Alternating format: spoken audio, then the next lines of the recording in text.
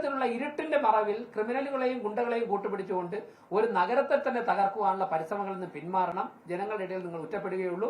ഞങ്ങൾ ഒരു വികാരത്തിന്റെ പേരിലല്ല ഇത് പറയുന്നത്. കൃത്യമായ തെളിവുകളുടെ അടിസ്ഥാനത്തിൽ പോലീസ് അന്വേഷിച്ച് അറസ്റ്റ് ചെയ്ത് പ്രതിയായതുകൊണ്ടാണല്ലോ അദ്ദേഹം കേരളത്തിലും തമിഴ്നാട്ടിലേക്ക് രക്ഷപ്പെട്ടത്.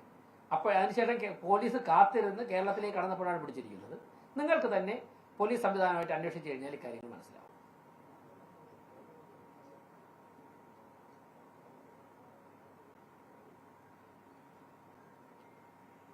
ഇതിൽ കൂടുതൽ രാഷ്ട്രീയ ബന്ധങ്ങൾ നിങ്ങൾ അന്വേഷിച്ചു കഴിഞ്ഞാൽ പുറത്തു വരും. ഇനി മറ്റൊരു കാര്യം കൂടി ഞാൻ പറയാം.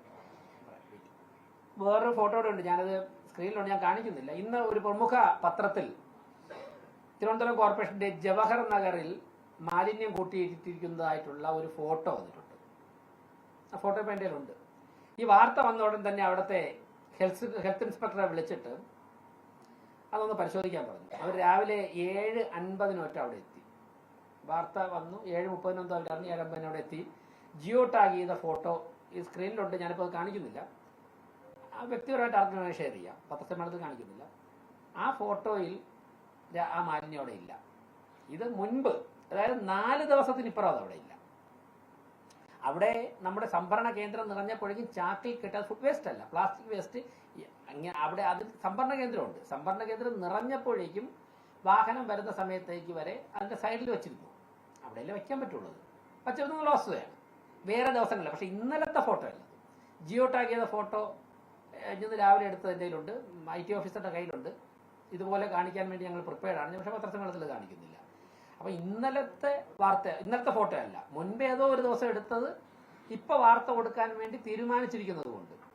അതിന് കാരണമായത് മാധ്യമപ്രവർത്തകരുടെ പ്രശ്നമല്ല. CPM എന്നൊരു പാർട്ടി തന്നെ ഇത്തരത്തിലൊരു ക്യാമ്പയിൻ നടത്തുമ്പോൾ മാധ്യമപ്രവർത്തകർ അതിൽ നിന്ന് മാറി നിന്ന് കഴിഞ്ഞാൽ അത് അവർക്കൊരു ബുദ്ധിമുട്ടാവോ വിഷമാവാതിരിക്കാൻ വേണ്ടി അവർ കൊടുത്തു. അപ്പൊ കൊടുത്തപ്പോൾ ഇന്നലെ അവിടെ പ്രശ്നമില്ല, അപ്പൊ പഴയ ഒരു ഫോട്ടോ വരുന്നു, അതെടുത്ത് കൊടുത്തു. അങ്ങനെ പരിശോധിച്ചാൽ ഞാൻ നേരത്തെ പറഞ്ഞല്ലോ, പെർഫെക്റ്റ് സിസ്റ്റം അല്ലാത്തത് കൊണ്ട് തന്നെ ഏതെങ്കിലുമൊക്കെ സ്ഥലത്ത് എന്തെങ്കിലുമൊക്കെ ഇങ്ങനെ ഉണ്ടാവും. അത് സിസ്റ്റം പെർഫെക്റ്റ് ആക്കുന്നവരെ ഞങ്ങൾ ഓരോ നിമിഷം, ഇന്ന് രാവിലെ സെക്രട്ടറിയായിട്ട് 1 മണിക്കൂർ ഇതിന്റെ ചർച്ചകൾ. ഇതിന്റെ പ്രശ്നം എന്താ വെച്ചാൽ, നമുക്ക് ഈ വിളപ്പിൽശാല ഇങ്ങനെ പ്രതിസന്ധി ഉണ്ടാക്കി കളഞ്ഞതുകൊണ്ടാണ്. അതിനെ വളരെ ഭംഗിയായിട്ട് കൈകാര്യം ചെയ്യുന്ന തിരുവനന്തപുരം കോർപ്പറേഷൻ പ്രശ്നം ഉണ്ടാവില്ലായിരുന്നു. നമുക്കൊരു 400 ടൺ വേസ്റ്റ് തിരുവനന്തപുരത്ത് ഉണ്ടാകുന്നത് സംസ്കരിക്കാൻ തക്ക തരത്തിലുള്ള ഒരു പ്ലാന്റ് വേണം. ആ പ്ലാന്റ് ഉണ്ടെങ്കിൽ മാത്രമേ പ്രശ്നം ആദ്യത്തേക്ക് പരിഹരിക്കും. ഞങ്ങൾ അതിന്റെ പരിശ്രമത്തിലാണ്, കഠിന പരിശ്രമത്തിലാണ്. നിങ്ങൾക്കൊക്കെ അറിയാം, 2 ഗവൺമെന്റ് മാറി വരുന്ന ഒരു ഘട്ടം. ഒരു ഭരണസമിതി വരുന്നു, 3 മാസം കഴിഞ്ഞപ്പോൾ ഉണ്ടായിരുന്ന ഗവൺമെന്റ് മാറി, പുതിയ ഗവൺമെന്റ് വരുന്നു. അതിനിടയ്ക്ക് 4 മാസത്തിനിടയ്ക്ക് 4 സെക്രട്ടറിമാരായി, 3 സെക്രട്ടറിമാരായി ഇപ്പോൾ 4 മാസത്തിനിടയ്ക്ക്. അപ്പോൾ ഉണ്ടായി വരുന്ന ചില ഭരണപരമായിട്ടുള്ള കാലതാമസമുണ്ട്. പക്ഷെ ഞങ്ങൾ വളരെ സജീവമായിട്ട് ഈ കാര്യങ്ങൾ മുന്നോട്ടാണ്. അത് പരിഹരിക്കുന്നതോടുകൂടി ഈ പ്രശ്നം ആത്യന്തികമായിട്ട് കറക്റ്റ് ചെയ്യും. അതിപ്പോൾ പറഞ്ഞു കഴിഞ്ഞാൽ ഇത് പറയണമെന്നുണ്ടെങ്കിൽ എനിക്ക് അങ്ങനെ ഒരു സ്ഥലം ഞങ്ങളുടെ മനസ്സിൽ വരണ്ടേ. എന്നുവെച്ചാൽ ഞാൻ പറയാം, ചർച്ചയിലുണ്ട് ഫിക്സ് ചെയ്യുന്ന ശേഷം കൃത്യമായിട്ട് അറിയിക്കേണ്ട സമയത്ത് നിങ്ങൾ എല്ലാവരെയും അറിയിച്ചു കൊണ്ടുപോകില്ല. ഇപ്പൊ തിരുവനന്തപുരം പ്രശ്നം പരിഹരിച്ചുകൊണ്ടിരിക്കുകയല്ലേ, പൂർണ്ണമായിട്ട് മാറ്റിയിട്ടില്ല. ഇന്നും രാവിലെ പിടിക്കുന്നത് മാലിന്യ സംസ്കരണത്തിന് വേണ്ടിയിട്ടുള്ള പദ്ധതി പലതവണ ആലോചിച്ചിട്ടുണ്ട് നഗരസഭ. അത് ഏത് സർക്കാരായിരുന്നാലും ആ കാര്യത്തിൽ എല്ലാവരും ജെന്യുവിനായിരിക്കും നടപടി സ്വീകരിക്കുക. പക്ഷേ മേയർ പറഞ്ഞ പോലെ വിളപ്പിച്ചാലായിരുന്നു നമ്മുടെ ഏറ്റവും വലിയ പ്രതിസന്ധി, പരിഹരിക്കാൻ കഴിഞ്ഞില്ല. ഇപ്പോഴും നമ്മുടെ നഗരത്തിനകത്ത് വിവിധ തലങ്ങളിലേക്കുള്ള മാലിന്യ സംസ്കരണത്തിന് ഒരു പ്രോപ്പർ വഴിയില്ലാന്നതിന് മേയറിനെ സംബന്ധിച്ചു. നമ്മൾ ഈ ബദലിനെ സംബന്ധിച്ച് ആലോചിക്കുമ്പോൾ എല്ലായിടത്തും വരുന്നത് എതിർപ്പാണ്. ഇപ്പോഴും തന്നെ മേയർ അത് അനുഭവിക്കുന്നുണ്ട്. അത് മറികടക്കാൻ ഈ രാഷ്ട്രീയ പാർട്ടികളെല്ലാവരും കൂടിയാലോചിച്ചുകൊണ്ടുള്ള ഒരു സംവിധാനം ആലോചിക്കുന്നുണ്ടോ? എങ്ങനെയാണത് നടപ്പിലാക്കിയെടുക്കാൻ വേണ്ടി മേയർ ഒരു പദ്ധതി മിഷൻ എങ്ങനെയാണ്? രാഷ്ട്രീയ പാർട്ടികളോട് കൂടിയാലോചിക്കേണ്ട സമയമായിട്ടില്ല. നമുക്ക് ചില പ്രപ്പോസലിന്റെ അതിൻ്റെ ഒരു പ്രാഥമിക ചർച്ചകളിലാണ്. രാഷ്ട്രീയ പാർട്ടികളോട് കൂടിയാലോചിക്കേണ്ട സമയം വരുമ്പോഴേക്കും എല്ലാ രാഷ്ട്രീയ പാർട്ടികളോടും വളരെ ഗൗരവമായിട്ട് കൂടിയാലോചിച്ച് ചർച്ച നടത്തി മുന്നോട്ട്. മേയർക്ക് ഒരു ആരോപണം ഉന്നയിച്ചു, അത് നമുക്ക് ബാക്കി വിവരങ്ങൾ മേയർ പറഞ്ഞ വിവരങ്ങൾ മാത്രമേ നമ്മളെ കൈവശമുള്ളൂ. അങ്ങനെ ഒരു പാർട്ടി, ഒരു രാഷ്ട്രീയ പാർട്ടി ഈ പ്രവർത്തകരെ ഇറക്കി വിട്ട് നഗരത്തിൽ മാലിന്യം വലിച്ചെറിയാൻ സംവിധാനം എടുക്കുമെന്ന് മേയറെ പോലെ ഒരു പദവി ഇരിക്കുന്നതാണ് അങ്ങനെ പറയാൻ പാടുള്ളത്. എന്റെ ബോധ്യത്തിന്റെ അടിസ്ഥാനത്തിലാണ് ഞാൻ പറഞ്ഞു. ഇന്നലെ ഞാൻ നല്ലല്ലോ പറഞ്ഞു, ഇന്നല്ലേ പറഞ്ഞത്. രാഷ്ട്രീയ ആരോപണം മാത്രമല്ല മാലിന്യം എന്നുള്ളത് മേയർ ഒരു രാഷ്ട്രീയ നേതാവ് മാത്രമല്ല, തലസ്ഥാനത്തിന്റെ ആദരണീയനായ മേയറാണ്. അപ്പം ഇങ്ങനെ ഒരു രാഷ്ട്രീയ പ്രസ്ഥാനം CPM അല്ലെങ്കിൽ കോൺഗ്രസോ അങ്ങനെ ഒരു രാഷ്ട്രീയ പ്രസ്ഥാനം തലസ്ഥാനത്ത് മാലിന്യം വലിച്ചെറിയാൻ വേണ്ടി പ്രവർത്തകരെ നിയോഗിക്കുമെന്നൊക്കെ പറഞ്ഞാൽ എന്നോ കണ്ട അപ്പോൾ പറഞ്ഞില്ല. അതിന്റെ 2-3 ദിവസമുള്ള വിലയിരുത്തലിന്റെ അടിസ്ഥാനത്തിൽ ബോധ്യപ്പെട്ട കാര്യമാണ് പറഞ്ഞത്. വരട്ടെ, നിങ്ങൾ അന്വേഷിച്ചു പോകും, നിങ്ങൾ മാധ്യമപ്രവർത്തകർ അന്വേഷിച്ചു പോകും.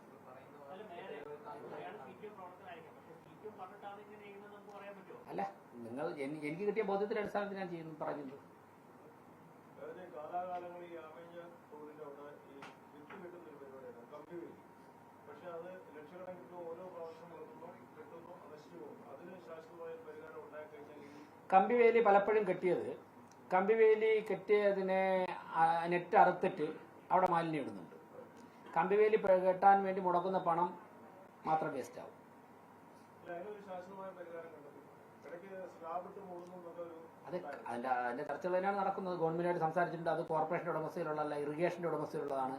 അവരുടെ പെർമിഷൻ കിട്ടേണ്ടതായിട്ടുണ്ട്. അതിന് സംസ്ഥാന സർക്കാർ ഇടപെടേണ്ടതായിട്ടുണ്ട്. പലതവണ കോർപ്പറേഷന്റെ പ്രോപ്പർട്ടി അല്ലല്ലോ ആ തോട്. ആ തോടിൽ എന്തെങ്കിലും ചെയ്യണമെന്നുണ്ടെങ്കിൽ ഇറിഗേഷൻ ഡിപ്പാർട്ട്മെന്റ് പെർമിഷൻ വേണമല്ലോ. അതിന് മുഖ്യമന്ത്രി ഉൾപ്പെടെയുള്ളവർ സംസാരിച്ചിട്ടുണ്ട്. അടുത്ത റൗണ്ട് ചർച്ച നടന്നു വരണം. ജലസേന വകുപ്പ് മന്ത്രിയോട് സംസാരിച്ചിട്ടുണ്ട്. തിരുവനന്തപുരത്ത് നിന്നുള്ള 2 മന്ത്രിമാർ CP ജോൺ, K മുരളീധരൻ അവരോട് സംസാരിച്ചു കഴിഞ്ഞു. അതിൽ അവർക്ക് ഏറെക്കുറെ ചില മന്ത്രിമാർക്കൊക്കെ തന്നെ ആ കാര്യങ്ങൾ ചർച്ച ചെയ്യണം, അതുമായിട്ട് മുമ്പോട്ട് പോകണം എന്നുള്ള വ്യക്തമായ അഭിപ്രായങ്ങളുണ്ട്. പ്ലാന്റിന്റെ കാര്യത്തിൽ സെൻട്രലൈസ്ഡ് പ്ലാന്റുകൾ ഇനി പ്രായോഗികമല്ല എന്ന് വിദഗ്ധരുൾപ്പെടെ പറയുന്നുണ്ട്. അപ്പം ഡീസെൻട്രലൈസ്ഡ് മാലിന്യ പ്ലാന്റുകളാണ് ഇനിയുള്ള കാലത്ത് പ്രായോഗികം ഇതൊക്കെ പറയുന്നത്. അപ്പോൾ ഇനി നമ്മളൊരു പ്ലാന്റിനെ കുറിച്ച് ചിന്തിക്കുമ്പോൾ അല്ല, അങ്ങനെ പല അഭിപ്രായമുണ്ട്. പക്ഷേ ബ്രഹ്മപുരം കേന്ദ്രീകൃത പ്ലാന്റല്ലേ? ബ്രഹ്മപുരം ഇപ്പോൾ കോഴിക്കോട് കോർപ്പറേഷൻ ചെയ്യുന്ന കേന്ദ്രീകൃത പ്ലാന്റല്ലേ? തിരിച്ചുള്ള അഭിപ്രായമുണ്ട്. 2 തരത്തിലുള്ള അഭിപ്രായമുണ്ട്.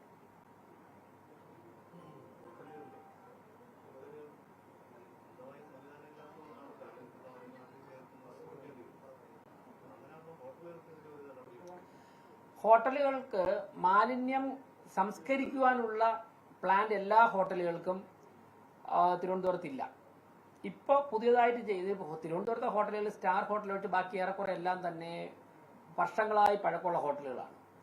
അതിന് പലത്തിനും ബിൽഡിംഗ് ഒക്കെ ചെയ്യുമ്പോഴേക്കും കൊടുത്തിരിക്കുന്ന പെർമിഷൻ പൂർണ്ണമായിട്ടും നിയമവിധേയമായിട്ടുള്ളതൊന്നുമല്ല. പലതിനും അൺഓതറൈസ്ഡ് കൺസ്ട്രക്ഷൻ ഒക്കെ പല സ്ഥലങ്ങളിലുണ്ട്. അതൊന്നും പെട്ടെന്ന് പോയിട്ട് എല്ലാം ഇടിച്ചു പൊളിച്ചു മാറ്റാൻ സാധിക്കില്ല. അവിടെയൊന്നും പുതിയ പ്ലാന്റ് തുടങ്ങാനുള്ള സിസ്റ്റവും ഇല്ല. പുതിയതായിട്ട് ചെയ്യുന്ന ഹോട്ടലുകൾക്ക് അതിൻ്റെ വലിപ്പം അനുസരിച്ച് നിയമവിധേയമായിട്ട് പ്ലാന്റ് വേണമെന്നൊക്കെ തന്നെ നമുക്ക് ആവശ്യപ്പെടാം. പക്ഷേ പതിറ്റാണ്ടുകളായി ചെയ്തു പോയ ഒരു സിസ്റ്റമുണ്ട്. ആ സിസ്റ്റത്തിൽ നമുക്ക് പരിമിതികൾ ഒരുപാടുണ്ട്. അവിടെ നിന്ന് മാലിന്യം കളക്ട് ചെയ്ത് മാറ്റാൻ പറ്റുന്നത്. പക്ഷേ കോർപ്പറേഷൻ്റെ അംഗീകൃത ഏജൻസികളുണ്ട്. അവർ നേരത്തെ ചെയ്തുകൊണ്ടിരുന്നത് പോലെ നമുക്കൊരു 10-20 ടൺ സംസ്കരിക്കാനുള്ള പ്ലാന്റ് നമുക്കുണ്ട്. കല്ലടി മുഖത്തൊരു പ്ലാന്റ് ഒരുവിധം കുഴപ്പമില്ലാതെ പോകുന്നുണ്ട്. അതിനെ കൃത്യമായിട്ട് പരിപാലിച്ചുകൊണ്ട് പോകുന്നുണ്ട്. ബാക്കിയെല്ലാം തന്നെ അവർ ശേഖരിച്ച് പിഗ് ഫാമുകളിലാണ് കൊടുത്തുകൊണ്ടിരിക്കുന്നത്. സെൻട്രലൈസ്ഡ് പ്ലാന്റ് വരുന്നത് നമുക്ക് ആ സിസ്റ്റം മാറ്റാനും സാധിക്കില്ല. അപ്പോൾ അംഗീകൃത ഏജൻസി കൊടുത്താൽ കുഴപ്പമില്ല. അവരെ കൃത്യമായിട്ട് മോണിറ്റർ ചെയ്യുന്നുണ്ട്. അവരുടെ റെഗുലറായിട്ട് മീറ്റിംഗ് നടത്തുന്നുണ്ട്. കോർപ്പറേഷന്റെ ഹെൽത്ത് സ്റ്റാൻഡിംഗ് കമ്മിറ്റിക്ക് അവർ ആൻസറബിൾ ആണ്. പക്ഷേ ഈ ഫോട്ടോ കാണിച്ചതുപോലുള്ള കഥാപാത്രങ്ങളുണ്ട്. വടിവാളും വെട്ടുകത്തിയുമായിട്ട് കടകളിൽ നിന്നും മാലിന്യം വാങ്ങി. അപ്പോൾ ഇവർക്ക് ഈ അംഗീകൃത ഏജൻസി കൊടുക്കുന്ന റേറ്റ് കൊടുക്കണ്ട, ചെറിയ പൈസയുടെ ലാഭത്തിന് വേണ്ടിയാണ്. ഈ മാഫിയകൾ ചെയ്യുന്നത് വെളുപ്പിനൊരു 4-5 മണിക്ക് മാത്രം ജോലി ചെയ്താൽ മതി, 3-4 മണിക്കൂർ ലക്ഷക്കണക്കിന് രൂപ മാസം കിട്ടുകയും ചെയ്യും. പിന്നെ പകലൊക്കെ അവർക്ക് ഇഷ്ടമുള്ള മറ്റുള്ള കാര്യങ്ങൾ ചെയ്യാം. അത് നടക്കില്ല. അതിന് ശക്തമായ ആക്ഷൻ. ഇന്നലെ തമിഴ്നാട്ടിൽ നിന്നിലോട്ട് രക്ഷപ്പെട്ട ആളിനെ പിടിച്ചല്ലോ, പിടിച്ചവരെയൊക്കെ റിമൈൻഡ് ചെയ്യുന്നുണ്ടല്ലോ, കൃത്യമായിട്ട് മൊഴി കൊടുത്തിട്ടുണ്ടല്ലോ. ഒരു സംശയം വേണ്ട, ഒരു മാഫിയയും തിരുവനന്തപുരത്ത് കോർപ്പറേഷനുമായിട്ട് ബന്ധപ്പെട്ട് വിളയാടാൻ അനുവദിക്കില്ല. ഏതിനാണ്? അതാണ് ഞാൻ പറഞ്ഞത്. അംഗീകൃത ഏജൻസികൾക്ക് കൃത്യമായിട്ടുള്ള മാനദണ്ഡങ്ങളുണ്ട്. അവിടെ റെഗുലർ മീറ്റിംഗ് വിളിക്കാറുണ്ട്, മോണിറ്റർ ചെയ്യാറുണ്ട്. അവരിപ്പോൾ കൊടുത്തിരിക്കുന്നത് പിഗ് ഫാമുകളാണ് കൊടുത്തുകൊണ്ടിരിക്കുന്നത്. മേയർ എന്നുള്ള നിലയ്ക്ക് പൂർണ്ണമായി ആ സിസ്റ്റവും പെർഫെക്റ്റ് ആണെന്നുള്ള അഭിപ്രായം തെരഞ്ഞെടുപ്പിന് മുമ്പും ഇല്ലായിരുന്നു, ഇപ്പോഴും ആ അഭിപ്രായം തന്നെയാണ്. പക്ഷേ നമുക്ക് ഓൾട്ടർനേറ്റീവ് വരുന്നവരെ നിലവിലുള്ള സിസ്റ്റം തുറന്നാലേ പറ്റുള്ളൂ.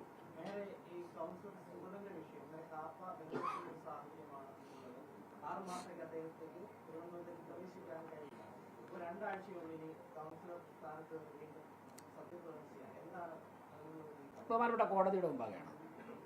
അതിൽ അദ്ദേഹം കൗൺസിലർ കോടതിയെ സമീപിക്കുന്നുണ്ട്, ബഹുമാനപ്പെട്ട ഹൈക്കോടതിയെ സമീപിക്കുന്നുണ്ട്. കോടതിയുടെ ഭാഗത്തുനിന്ന് എന്ത് അഭിപ്രായമാണോ വരുന്നത് അത് സ്വീകരിക്കും.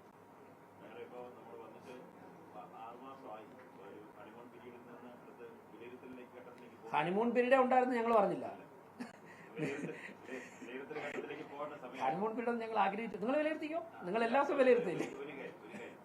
അപ്പോഴേ ഞാൻ ചോദിച്ചില്ല, അത് കഴിയട്ടെ, കൈരളിക്ക് സമയം കൂടി. ഇപ്പോ പിന്നെ ഈ പ്രതിപക്ഷ ബഹുമാനം വേണ്ടി നിരവധി വിവാദങ്ങൾ ഇപ്പൊ നിലനിൽക്കുന്നുണ്ട്. എന്ത് നിലവിൽ തന്നെ ഈ മാലിന്യ പ്രശ്നങ്ങളുണ്ട്, ഭരണസ്തംഭനം എന്ന് പറയുന്നത്. അപ്പൊ ഈ പ്രതിപക്ഷ അംഗങ്ങളെ എല്ലാം കൂട്ടിയോജിപ്പിച്ചുകൊണ്ട് ഒരു കൗൺസിൽ യോഗം വരെ കൂടാൻ കഴിയുന്നത്. അപ്പൊ അതൊരു ഇല്ല 29 തീയതി കൂടിയ നിങ്ങളില്ലെന്നാ കൂടാൻ യൂട്യൂബ് അടിച്ചോ 29 കൗൺസിൽ അജണ്ട ചർച്ച ചെയ്യുമ്പോൾ അജണ്ട ഞാൻ ചോദിക്കട്ടെ, ഞാൻ ചോദ്യത്തിലേക്ക് വന്നില്ല. ചോദ്യം തീർന്നില്ല. അപ്പൊ ഇതിനകത്ത് മേയർ എന്നുള്ള നിലയിൽ അവരെല്ലാം വിളിച്ചുകൂട്ടി ഒരു കൗൺസിൽ യോഗം ചേർന്ന് ഈ കൗൺസിലർമാരുടെ വിഷയങ്ങൾ, മാലിന്യ പ്രശ്നമാവട്ടെ, തിരുവനായ പ്രശ്നമാവട്ടെ, ഈ മാലിന്യ നീക്കവുമായി ബന്ധപ്പെട്ട പ്രശ്നങ്ങൾ, അതൊക്കെ പരിഹരിക്കാൻ വേണ്ടി അതിന് ഇനിഷ്യേറ്റീവ് എടുക്കണ്ടേ? ഒരു കൗൺസിലർ സംരക്ഷിക്കുന്നതിന് വേണ്ടി മേയർ നഗരസഭാ യോഗം തന്നെ വിജയം കൂടാൻ കഴിയുന്നില്ല എന്ന് പറഞ്ഞാൽ അതൊരു വലിയ വിവാദമില്ല. അതിന് പരിഹാരം മേയറല്ലേ കാണേണ്ടത്? അതാ ചോദ്യം. ഇനി പറഞ്ഞോ, തീർന്ന എസ് ആണ് ഞാൻ ആദ്യം ചോദിച്ചു മറന്നുപോയി.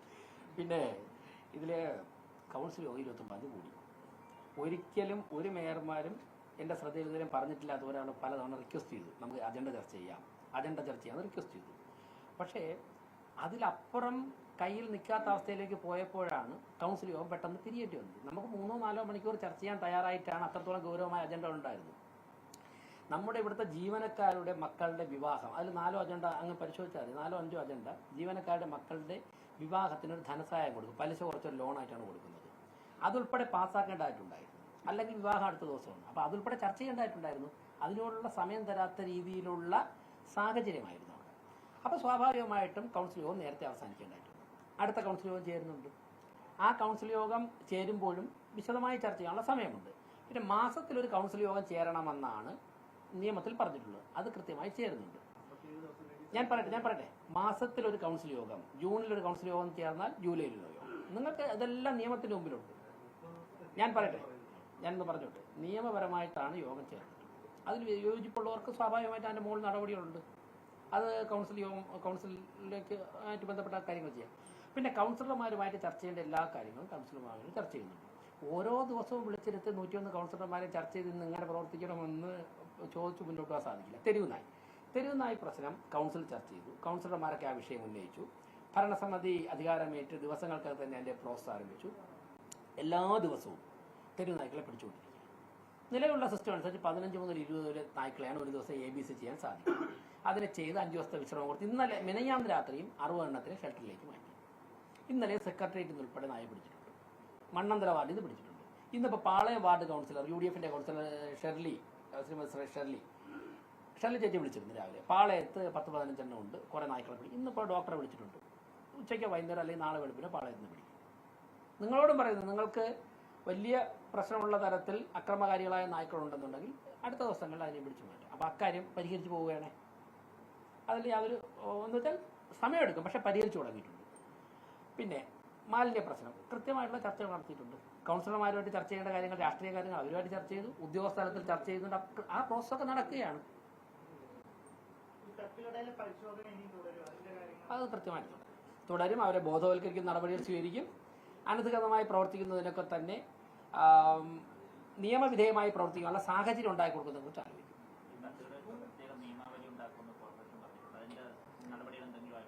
അതിന്റെ നടപടി നടക്കുകയാണ്. നിങ്ങളുടെ പറയേണ്ട ഘട്ടമായിട്ടില്ല.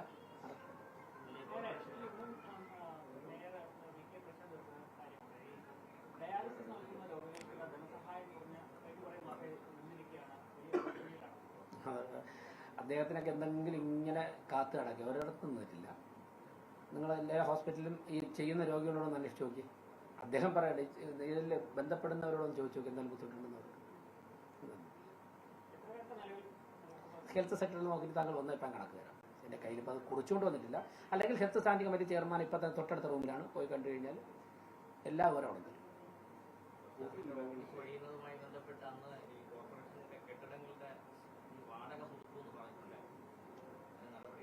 നടന്നുകൊണ്ടിരിക്കുകയാണ്. ഫിനാൻസിൽ അന്വേഷിച്ചാൽ അറിയാം. കാലാവധി തീർത്ത കെട്ടിടങ്ങളുടെയൊക്കെ തന്നെ വാടക ഇന്നലെയും ഇവിടെ 3-4 പേര് അവരുടെ ഗ്രീവൻസുമായിട്ട് വന്നിരുന്നു. പക്ഷെ ചോദിച്ചപ്പോഴേക്കും ഇപ്പോൾ അവർ തന്നെ സംഭവിച്ചു. ഇപ്പോൾ 10,000 രൂപ പേട്ടയിൽ നിന്ന് ഒരാൾ നില ഇന്നലെ വന്നത്. ഇപ്പോൾ 10,000 രൂപ മാർക്കറ്റ് വാല്യൂ ഉള്ള സ്ഥലത്ത് 2,000 രൂപയാണ് അവർ 40 വർഷമായിട്ട് കൊടുക്കുന്നത്.